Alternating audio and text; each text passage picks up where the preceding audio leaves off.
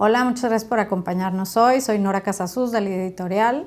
Lid es un grupo de publicaciones que está especializado en el área de negocios y empresas. Hoy justo estamos aquí para celebrar el lanzamiento del audiolibro Tu vida, tu mejor negocio de Salvador Alba, el cual desde su primera edición ha sido súper bien recibido, es uno de nuestros éxitos de ventas y por lo cual hoy está aquí con nosotros Rosalinda Ballesteros del Instituto de Ciencias del Bienestar y la Felicidad de TecMilenio para entrevistar a Salvador Alba, con quien los dejo hoy y puedan disfrutar esta entrevista. Gracias. Muchas gracias, Nora. Bueno, pues es un gusto estar aquí con Salvador el día de hoy y bueno, hablando de Tu vida, tu mejor negocio, que sale en audiolibro, pues para que más público lo pueda conocer y pueda también tener ese formato. Salvador, un libro pues muy leído, un libro que para muchos de nosotros ha sido muy importante. Yo recuerdo la primera vez que te escuché hablar sobre él en el TEC y por supuesto el reto que nos ponías a nosotros, ¿verdad? Como parte de los equipos de TecMilenio del TEC de Monterrey, precisamente de tomar nuestra vida y hacer un plan de vida, ¿no? Pues antes de entrar a algunos temas del libro, a mí me gustaría saber qué ha significado este libro para ti y por qué lo escribiste. Rosalinda, en alguna ocasión en el IPADE me invitaron a dar una plática sobre mi persona y el tema que no te gusta platicar, porque ellos querían hacer casos no nomás de empresas, sino casos de personas. Y era una reunión de maestrías y tuvo un gran éxito, porque casi hacemos muy poca retrospectiva sobre la vida de las personas. Entonces, posteriormente, cuando me retiro de PepsiCo, iba yo a escribir un libro sobre cómo transformar negocios, que era lo que yo me había dedicado. Y se me ocurre meterme en Google a ver procesos para hacer un plan de vida. Y encuentro muy poquita información y sobre todo metodologías. Y en ese momento yo dije, a ver, yo a los 23 años alguien tocó mi vida que me llevó a hacer una metodología que me permitió dirigir mi vida bajo mis propias reglas. ¿Por qué no hago lo mismo si este material pues lo tengo, lo he hecho, es parte de mi vida? Y ahí di un cambio y un giro y escribí esto, ¿verdad? Y ahí fue cuando encontré a Lid Editorial y yo les decía, oigan, a ver, yo en 20 hojas puedo escribir esto. Y me decían, no entendiste el negocio editorial, tiene que ser 150 hojas para que tenga un valor de tanto y para que funcione. Bueno, pues entonces escribí el libro donde la primera parte pues, te lleva a por qué la importancia de estos temas, pero después es una metodología para hacer un plan de vida. Claro, y la metodología es muy valiosa, pero creo que esa parte donde tú explicas por qué y cómo la mayoría de las personas no lo tienen. Así es. Y el no tenerlo significa pues que vamos navegando y alguien más toma decisiones por ti, dices tú, ¿no? Cuando precisamente este gurú de la planeación estratégica que te da ese consejo, ¿verdad? Y tú dices en el libro, haz tu plan de vida antes que alguien más decida por ti lo que va a ser tu vida. Sí, mira esa anécdota. George Steiner era alguien que vino cuando yo tendría unos 22 años a Cervecería Moctezuma, donde yo trabajaba, a entrenar a los directivos en temas de planeación estratégica. Y yo lo veía y decía, wow, este hombre maravilloso. Y le pregunto al final del día, oye, dame una recomendación. Y me dice, bueno, ten mucho cuidado porque todo esto de lo que hablamos, pues no lo seguimos en la vida. Y yo hasta hace pocos años hice esa recapacitación sobre mi vida y me di cuenta que no tenía visión, plan de vida, propósito, pero nunca es tarde. En ese momento decidí girar mi vida, darle una dirección y ser feliz. Y de ahí el plan, precisamente que tú lo llevas en el libro paso a paso, cómo irlo armando con el mismo modelo que propones también para la empresa, ¿no? Entonces, de ahí la idea de que tu vida es tu mejor negocio. Pero, ¿cuál es entonces el resultado? Porque en la empresa tú buscas pues un beneficio a la sociedad, un beneficio económico a los accionistas, pero ¿y en la vida entonces nosotros? Mira, la realidad es que todos tenemos que tener una empresa, un país, una persona, un sentido de propósito. ¿Para qué estamos? ¿Para qué creamos esta empresa? ¿Para qué es mi vida?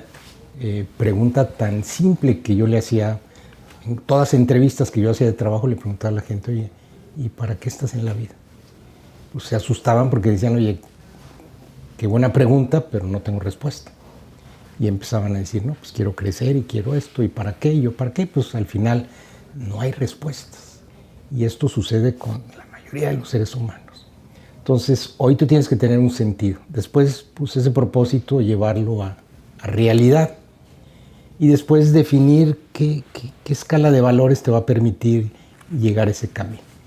Y eso sucede en una empresa, sucede en un país y sucede en una persona.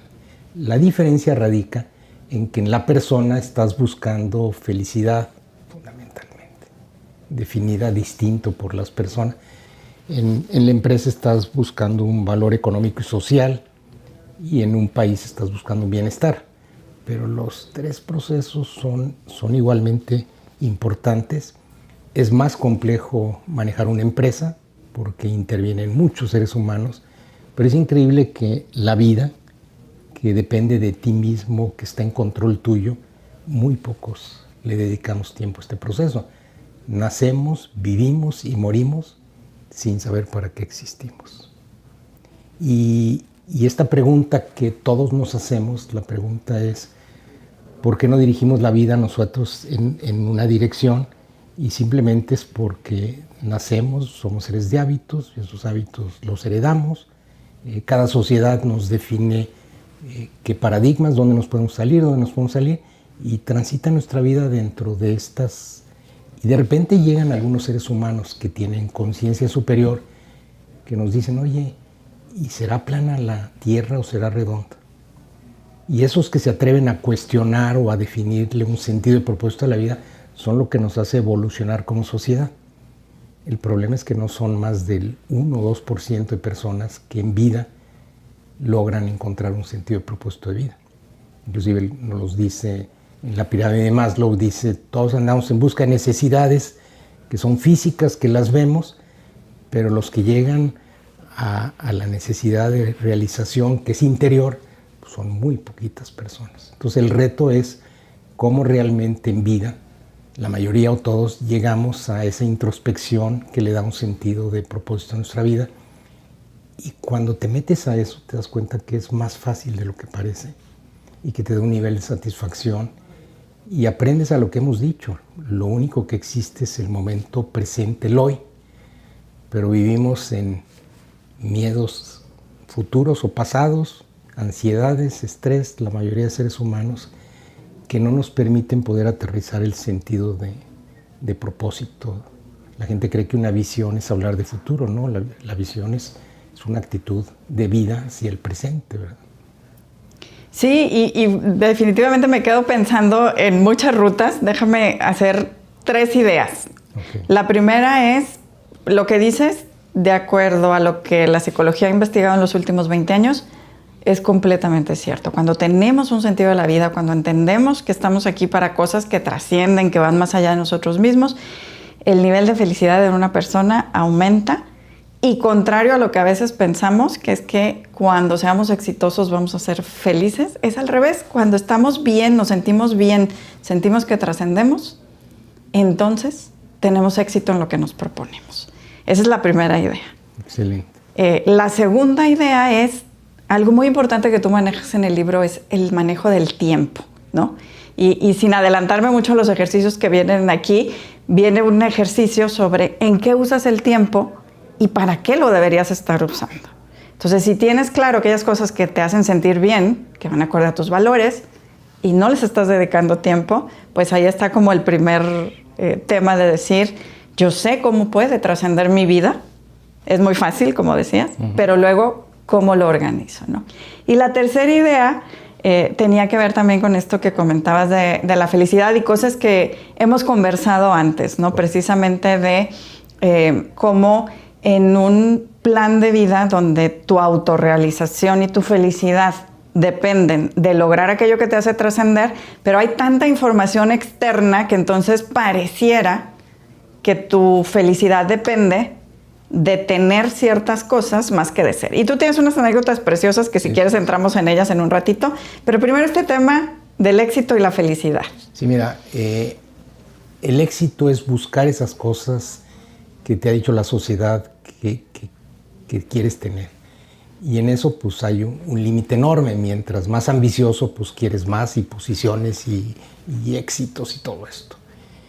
Y lo único que sucede es que eso te lleva a buscar lo que hoy no eres, simplemente lo que deseas. Y el problema es que cuando quieres cosas muchas, que te han dicho que además es buenísimo, pues te genera una ansiedad, un estrés, puras emociones de corte negativo, porque estás muy lejos de esta puerta. Y por el contrario, la felicidad es disfrutar lo que eres en las condiciones que eres. Si hoy tienes una pierna menos, pues te puedes lamentar o poder decir, oye, voy a aprender a disfrutar la vida y no buscar a ver esta debilidad que tengo. El problema es que el sistema que hemos creado, este sistema económico, se visualiza fundamentalmente a través de innovar, crear, buscar lo que no somos, y eso le ha dado unas grandes evoluciones económicas a la sociedad, pero al individuo lo ha hecho muy infeliz porque nunca logra estos niveles de satisfacción. Y la verdad, realidad es que cuando tú revisas yo leí muchas biografías de gente muy exitosa y te dicen ellos, ojalá la gente llegara a este éxito económico para que se dieran cuenta que por ahí no es el camino. Y todos te dicen las cosas más velozas no cuestan dinero. Pero desgraciadamente se nos acaba la vida y para cuando algunos se dan cuenta que por ahí no iba, pues ya se acabó el juego. Entonces, pues realmente estamos ante la oportunidad, todos, de decir, oye, voy a hacer un alto en el camino. Y además ahorita, mira, veía que tenías el libro de Richard Davidson.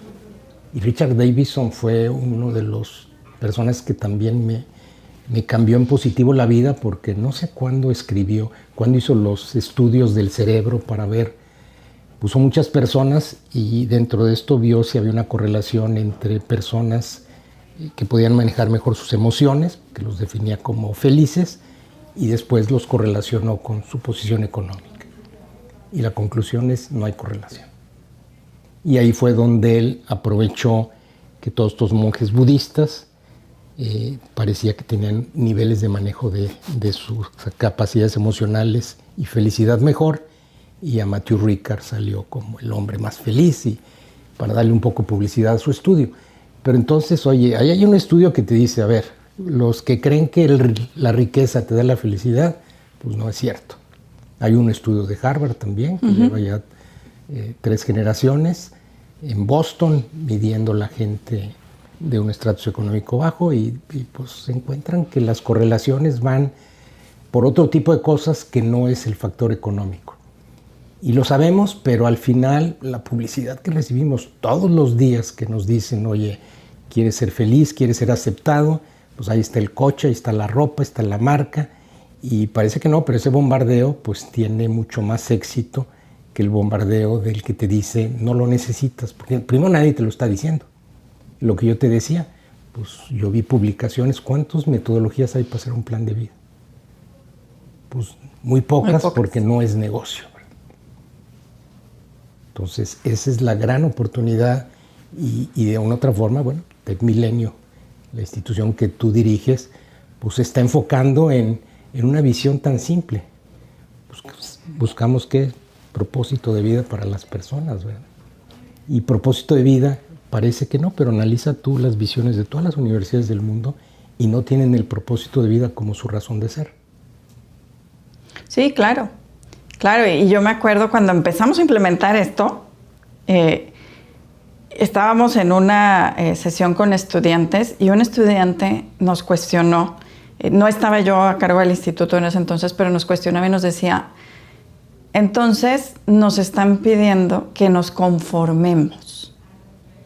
Y esta es precisamente como la dificultad de cambiar la visión y decir, al final, y tú lo pones aquí con una historia de un pescador, al final lo que buscas es lo mismo que ya tienes, pero que no alcanzas a ver hoy, porque no le das la dimensión de lo que verdaderamente es valioso en tu vida. Sí, es una pequeña sutileza, porque todo mundo pues, los preparamos para que busquen ser mejores, para que luchen, para que todo esto, y eso no está mal.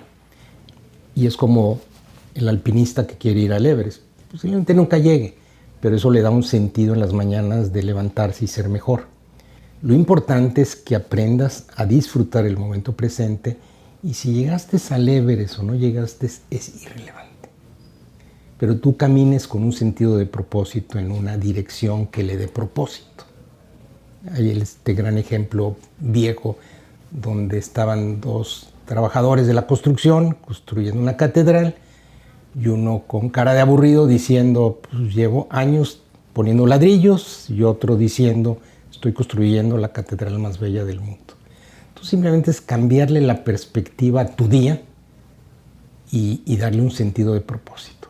La verdad, realidad es que todas estas metas de largo plazo no son relevantes porque quién sabe si las vas a lograr, va a haber muchos obstáculos, pero lo importante es dirigirte en ese camino y encontrar un sentido al día de hoy.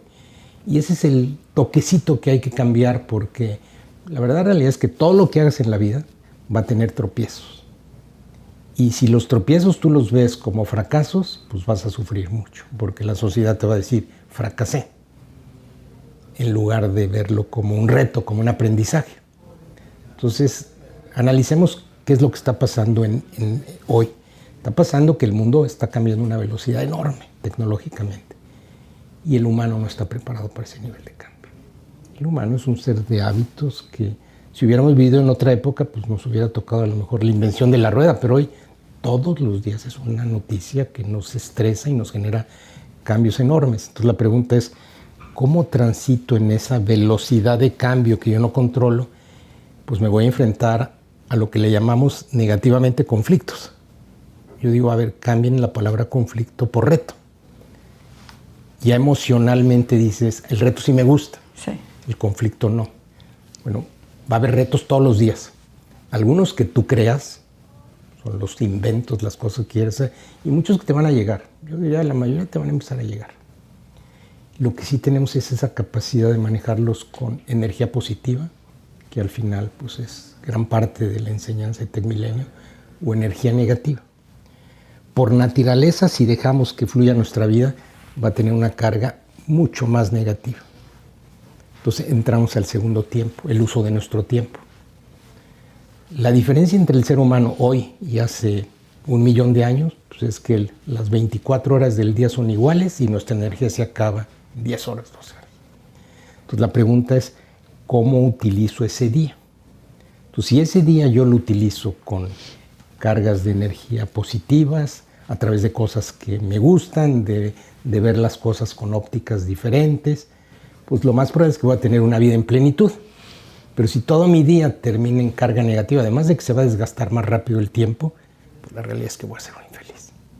Entonces, yo le digo a la gente, a ver, ¿están de acuerdo que una vida en plenitud, una vida positiva, funciona mejor? Sí. Bueno, pues entonces revisen en el día cuánto tiempo dedican a las cosas positivas. Yo hace muchos años, yo era negativo enorme, y lo que hice es me ponía una pulserita y me la cambiaba cuando yo tenía un pensamiento negativo, hasta que aprendí a buscar que estos elementos negativos, pues yo digo, yo no quiero participar en esas conversaciones, me retiro. Es un entrenamiento. Y la otra es, para tener momentos plenos, hagan cosas que los emocionen. Entonces la primera cosa que hay que hacer, que es parte de los ejercicios del libro, es ¿qué cosas te apasionan? ¿Qué cosas te hacen vibrar? Y después, ¿qué porcentaje del tiempo le dedicas a ellos? Yo recuerdo que George Steiner, la persona esta que influenció en mí, cuando hice esa lista, salió que le dedicaba 0% a las cosas que lo hacían feliz. Y ahí tenía dos opciones: seguir siendo el exitoso ante el mundo exterior o renunciar a todo esto. Y él decidió renunciar a todo para intentar hacer las cosas que lo hacían feliz. Pero él me dijo, nadie me apoyó de la sociedad. Nadie podía creer que yo, el hombre exitoso, dejara todo para ser feliz e irme de profesor a la Universidad de California, donde terminó sus días de su vida. Sí, a mí me tocó en una ocasión justamente estar en un escenario dando una plática sobre propósito de vida justamente, y al final tomamos preguntas. Había 2,000 personas y una persona se paró y dijo, soy exitoso pero no soy feliz. ¿Por dónde empiezo, no? Y la verdad, la valentía admirable, ¿verdad? Esa persona de levantarse en ese momento con esa cantidad de gente ahí presente. Y obviamente aquí hay una metodología de cómo hacerlo. Como adultos a lo mejor no podemos aventar todo como hizo a lo mejor esta persona en la mente de algunos, pero finalmente hay un plan. Sí. Tampoco lo hizo usando su propia metodología, ¿verdad? Pero tampoco lo haces a la deriva, sino lo haces con un sentido de hacia dónde vas, ¿no? Y creo que otro de los temas donde me gustaría ahondar, Salvador, que es este que mencionas justamente de los pensamientos, ¿no? Y sí, los seres humanos, la gran mayoría de nosotros, venimos todavía programados con el cerebro que está buscando continuamente las amenazas. Esto también pues ha sido muy estudiado y comprobado. Entre más problemas resolvemos en las organizaciones, nos sentimos mejores líderes. Entre más temas asesoramos a nuestros hijos, nos sentimos mejores padres. Y muy poco volteamos a ver lo que sí funciona, ¿no? En la boleta de calificaciones nos vamos hacia lo que no está funcionando, en las organizaciones a ver los problemas, en la vida a ver todo lo que los demás sí tienen y lo que yo no tengo. Entonces tú dices, yo me entrené, ¿no? Para cambiar esto. Muy pocas personas vienen programadas con este cerebro optimista, le llaman algunos psicólogos, pero todos nos podemos entrenar y cambiar. Y cuando tenemos un plan, pues sabemos cuándo nos salimos del plan y podemos regresar a él, ¿no? Esta parte de los pensamientos creo que es muy importante. Sí. Y otra cosa también, nuestro cerebro pues es un músculo que usamos poco. Esos fueron los resultados del estudio del cerebro de Einstein, que estaba un poquito más usado. Pero en este músculo hay 4 áreas que definen una parte que es muy creativa y otra parte que es muy racional. La parte creativa es la que te permite ser tú, toda la creatividad, toda la innovación. Pero es muy incómodo lidiar con chicos o con personas que al final retan todo esto, cuestionan todo. Entonces, toda esa parte la vamos matando a través de los modelos educativos.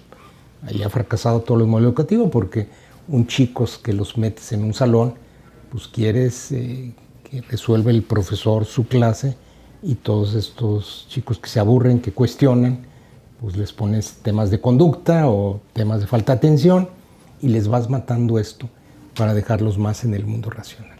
Pero después llegan a edad adulta y su éxito depende de su capacidad de conectar las dos partes del cerebro. Pero ya se las atrofiamos.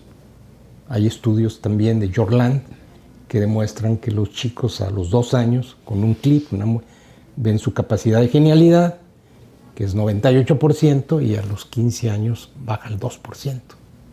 Y lo único que tienen esos chicos es que fueron educados. Entonces, creo que también es bien importante entender que cada ser humano somos únicos y que debemos de buscar ser únicos. Y por lo tanto, la labor nuestra como educadores o padres es dejarlos que ellos encuentren esa preferencia del cerebro que quieren desarrollar, que seguramente otras van a estar atrofiadas, pero en esas van a concentrar su proyecto de vida. Pero siempre estamos pensando en lo que nosotros quisiéramos ser como papás. Y siempre queremos transmitirles toda esta carga a nuestros hijos para que busquen ser ellos. Y por otro lado, siempre metemos el tema económico. Cuando nos llega alguien que quiere ser músico, ¿cuál es lo primero que decimos? ¿Y de qué vas a vivir? Primero estudia una carrera. Este tema de las carreras a mí me da mucha risa, porque siempre que yo tengo una plática con estudiantes o padres y les digo, a ver, en un dilema de vida, si ustedes tuvieran que elegir entre 2 opciones, no hay más que 2, ser feliz o tener éxito, piénsenle, ¿qué elegirían? Levanten la mano. Más del 90% dicen ser feliz. Yo les digo, son los mentirosos porque el 90% del tiempo lo están dedicando al éxito y no a ser felices. Pero todos quisieran entrar en ese esquema. Y la verdad, realidad es que tú lo dices muy claramente, el ser humano venimos, además el ser humano lleva 1 millón de años en la Tierra, y la Tierra tiene 4.500 millones de años. Y todavía hace poco pues nos defendíamos del león que nos atacara y las amenazas, y todo eso está muy fresco en la inercia del ser humano. Entonces, ¿por qué las noticias negativas son las que venden? Porque un periódico de noticias positivas, ¿quién lo leería? Entonces tenemos que aprender también a decir, oye, yo no voy a ser parte de esto. aprender a decir, no voy a estar en estos ambientes tóxicos. Yo lo que oigo es que todo el día estamos hablando de quién trae la noticia más negativa. Y alguien levanta la mano y dice, no, pues la mía está peor. Y los asaltos, no, pues yo tengo uno peor. No, pues yo creo que es un entrenamiento que tenemos que tener y ojalá este entrenamiento cambie un nuevo hábito y ese nuevo hábito haga que la humanidad florezca a otro nivel de conciencia, ¿verdad? Claro, por supuesto, y precisamente es todo lo que hacemos en el instituto, buscar esa combinación entre gozar el día a día, tener un día a día agradable, lleno de emociones positivas, salirte de esa negatividad. Comenta del instituto, creo que es importante para la audiencia hablar de esto. Bueno, pues en el instituto lo que hacemos es precisamente entender que el cerebro, Instituto de Ciencias del Bienestar y de la Felicidad, y lo que hacemos es precisamente entender que el cerebro tiene una maleabilidad y una posibilidad de cambiar en todas las personas, independientemente de nuestra edad y de todas las experiencias previas de vida que hayamos tenido. Es una posibilidad sobre la que yo puedo trabajar. Hay estudios que hablan de que el 40% de lo que experimentamos en la vida puede mejorar cómo nos sentimos, por ejemplo. Hay cosas que sí están predeterminadas por la personalidad, por los neurotransmisores, pero siempre puedo hacer algo para estar mejor. Y es una combinación entre sentirme bien en el día a día, experimentar emociones positivas, disfrutar, saborear lo que hago y el tener un sentido de vida, un sentido de trascendencia, la combinación de los dos. Renunciar a uno, porque luego también hay personas que tienen un sentido de propósito y por ir hacia donde piensan que les da esa trascendencia, pasan por encima de los demás y de las relaciones interpersonales y al final puedes lograr la meta, pero todo lo que pasó antes te hace que cuando llegas, pues no te sabe, ¿verdad? O dices, esto no era lo que yo pensaba, ¿no? Y al revés también, si solamente te dedicas a sentirte bien placenteramente, ¿verdad? No tienes ese sentido de trascendencia y te sientes incompleto. Entonces es esta combinación de ambas cosas. Trabajamos en cómo ser más optimistas, cómo manejar nuestros pensamientos. La gratitud también es importante. Es una de las emociones más estudiadas y es una maravilla además. Tú dices algo en el libro que creo que es muy importante y es que vienen cambios muy acelerados en el mundo. Y cuando tú escribiste el libro, yo creo que no te imaginabas lo que el mundo ha cambiado en los últimos 2 años. No era previsible, pero lo que sí es cierto es, por ejemplo, que las herramientas que vienen en el libro y las herramientas como los pensamientos positivos, salirte de esas conversaciones tóxicas, hacer ejercicios de gratitud, sigue siendo vigente para todos los retos que tenemos el día de hoy como humanidad. La gratitud, decía, es una de las emociones más estudiadas. Tiene un beneficio enorme porque si yo te agradezco algo, tú te sientes bien. Pero lo que hay que entender es que yo me siento bien de agradecer. Mi cerebro se activa, la corteza prefrontal, que es precisamente esta parte, donde no solo están las emociones positivas, también está la imaginación, la capacidad de resolver problemas más complejos, de salir de situaciones, de ser más resiliente. Y además, entre más agradecido o agradecida soy, más cosas veo en el mundo que agradecer. Entonces es un círculo virtuoso. Se dice también que es un antídoto contra estos procesos de adaptación. Cuando volteas y dices, el vecino trae un mejor coche o la casa de ellos es más grande. Y entonces cuando tú regresas a agradecer lo que tienes en tu vida, ya no ves todo aquello con lo que te comparas, que ahora también vivimos, y bien lo dices, en un mundo de comparaciones. Y me encanta la anécdota del avión y la anécdota de los bonos que tienes aquí en el libro también, que es precisamente esa comparación que continuamente estamos haciendo. Y la gratitud es un antídoto contra eso. Sí, la verdad es que esta es increíble. Cuando tienes la oportunidad de hablar de estos temas, pues te cae el 20 y dices, pues sí, es cierto, tienes toda la razón.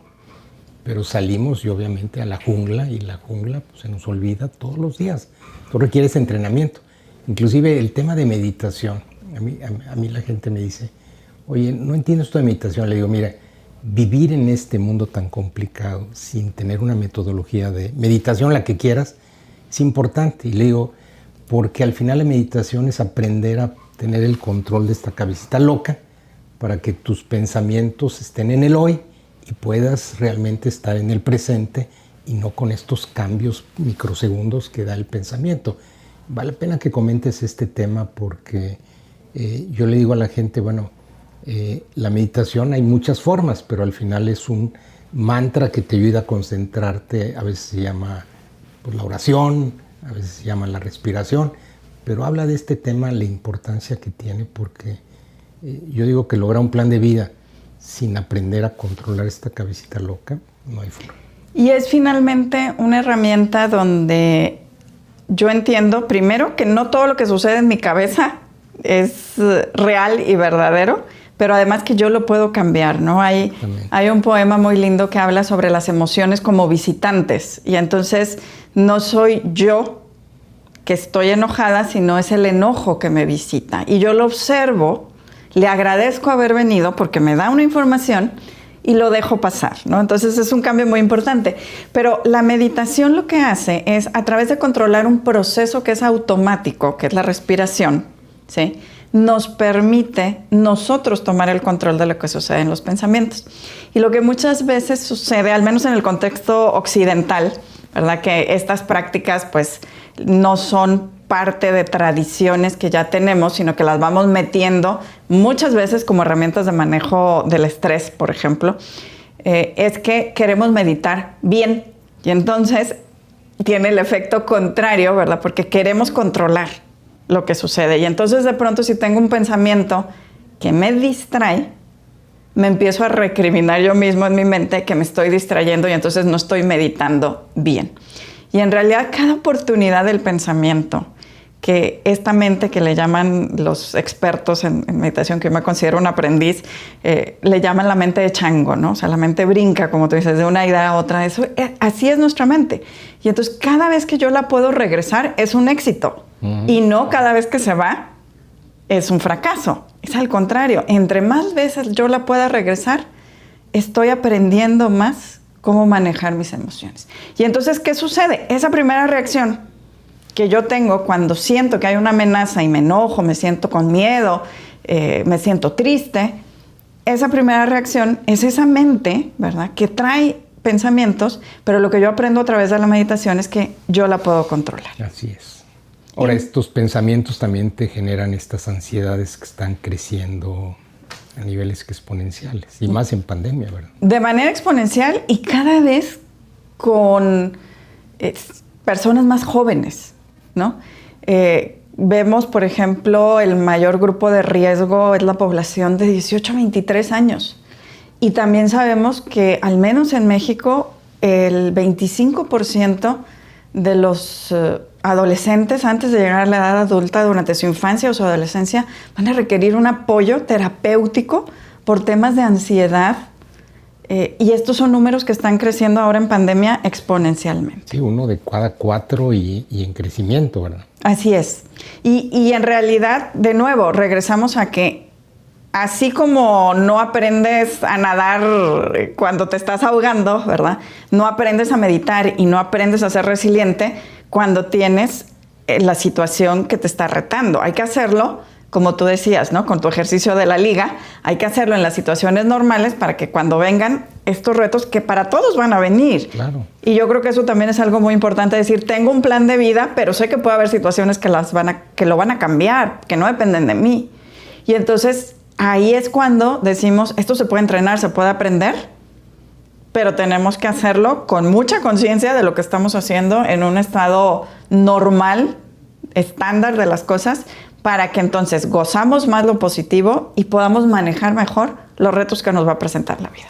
Sí. Entonces lo que estamos diciendo es, sí hay que tener un propósito, pero ejecutarlo y hacer que suceda y manejar nuestras emociones es otro tema complicado. Y luego hay un último tema que lo hemos dejado, pero que es bien importante, es tu escala de valores, de principios. Al final eso es lo que te permite definir qué son las cosas en las que tú crees, los valores que admiras en alguien, y que esos valores pues, te van a llevar toda la vida. Y yo siempre le digo a la gente, escribe las 5 valores que tú admiras y después escribe qué conducta para ti representa eso. Y mídete del 1 al 10 cómo estás viviendo, o pregúntale a alguien, oye, esto que yo digo, lo vivo del 1 al 10 en tanto. Y entonces haz un planecito también para vivir más cerca tus valores y que lo que rija llevar tu vida esté basado en una escala de 4 o 5 valores, no más que eso, ¿verdad?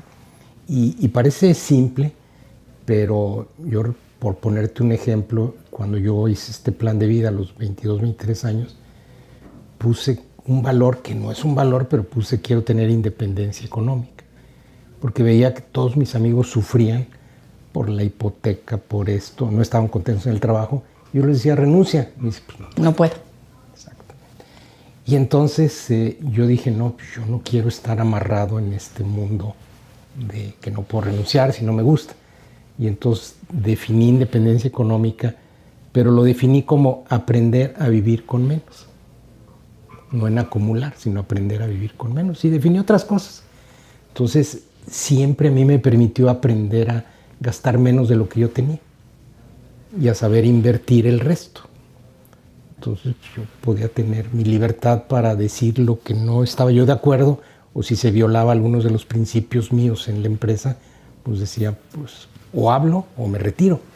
Y eso muy poca gente lo puede hacer, porque está amarrado y violan sus principios, primero pues porque no los tienen escritos.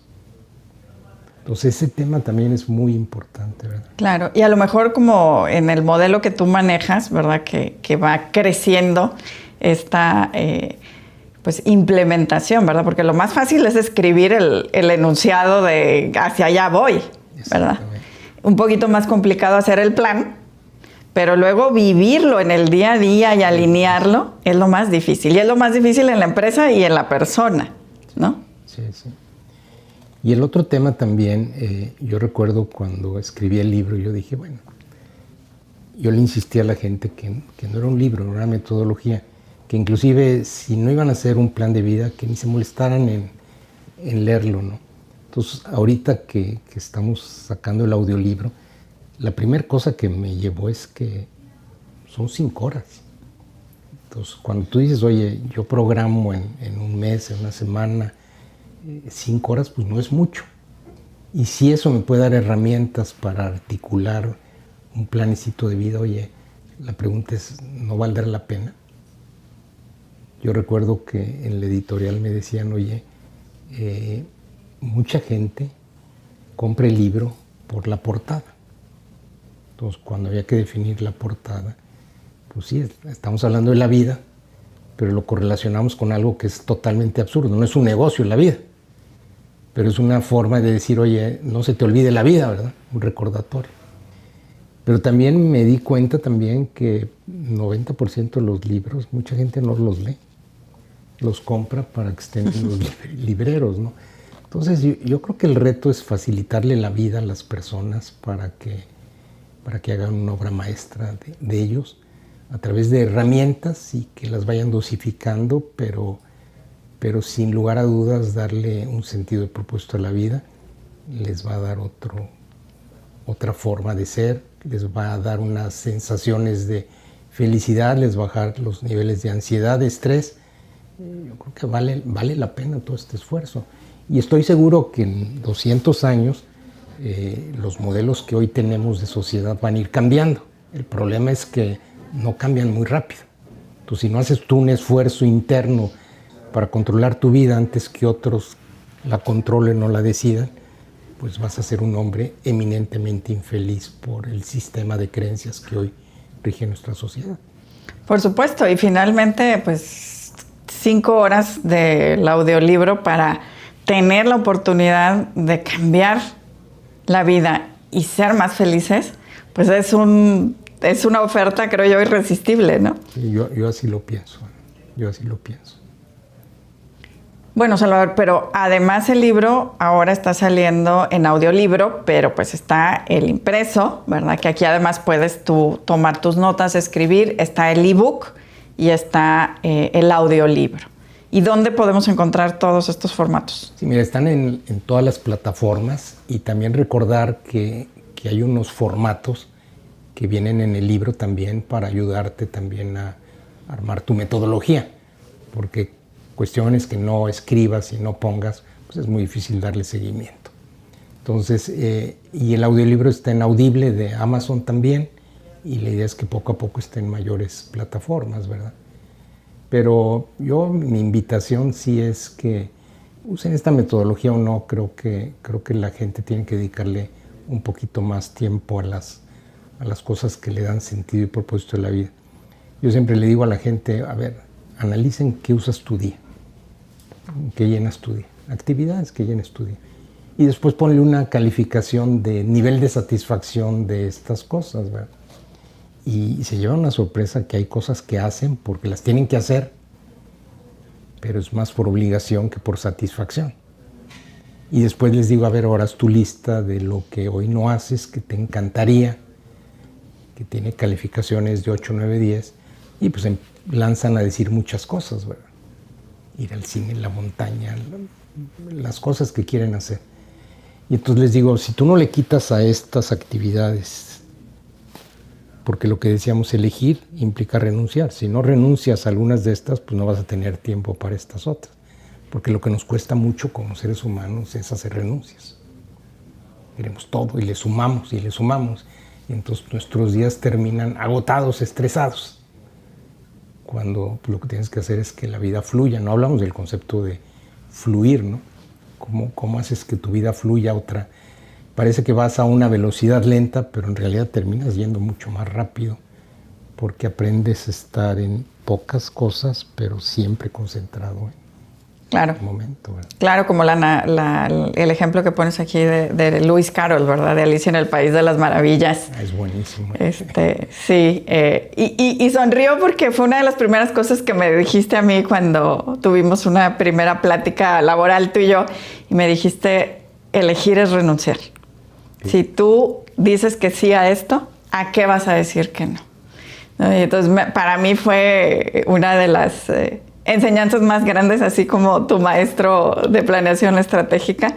Para mí ha sido una de las enseñanzas más grandes esta frase, que creo que sí viene aquí en el libro y todo, pero es muy profunda y es también una forma de vida el saber que en la medida que nosotros dedicamos el tiempo a las cosas que son valiosas, a lo que renunciamos, no es un problema, pero no sabemos decir que no, ¿no? Y la otra, que no tienes que darle explicación al mundo. Yo recuerdo pues, mis años que estuve trabajando en el TEC, pues, la gente me preguntaba, ¿qué haces? Pues describo, trabajo aquí, y ya terminó la conversación. Hoy me preguntan qué hago, no sé ni qué contestarles, porque mi vida cambia y mi día cambia, todos son diferentes. Pero lo único que estoy haciendo es cosas que me llenan de satisfacción. Y cosas que pues, no tengo que dar ninguna explicación, pero pueden ser de lo más simples y no tan importantes como el mundo que hoy conocemos. Entonces, creo que es empezar a cambiar a una vida más simple, más auténtica, ser tu persona. Y eso, los niveles de satisfacción que logras en eso son enormes. Pero si no lo intentas, no lo ensayas, no te vas a dar cuenta. Por supuesto. Y bueno, pues entonces la invitación es a ensayar, ¿verdad? Y aquí tenemos una metodología maravillosa que, pues aquí dice que más de 30,000 personas al menos han comprado el libro, ¿verdad? Esperamos que un buen porcentaje de ellos y ellas hayan hecho todo el proceso y tengamos muchos planes de vida más hacia el futuro. Muchísimas gracias, Salvador, y muchísimas gracias a la editorial también. Gracias, Rosalinda, por este momento y por recordar también la belleza de esta visión de TecMilenio y del instituto que tú diriges. Muchas gracias y bueno, pues elegimos estar aquí, ¿verdad? Entonces renunciamos a todo lo demás por estar aquí. Por llegar aquí. Gracias.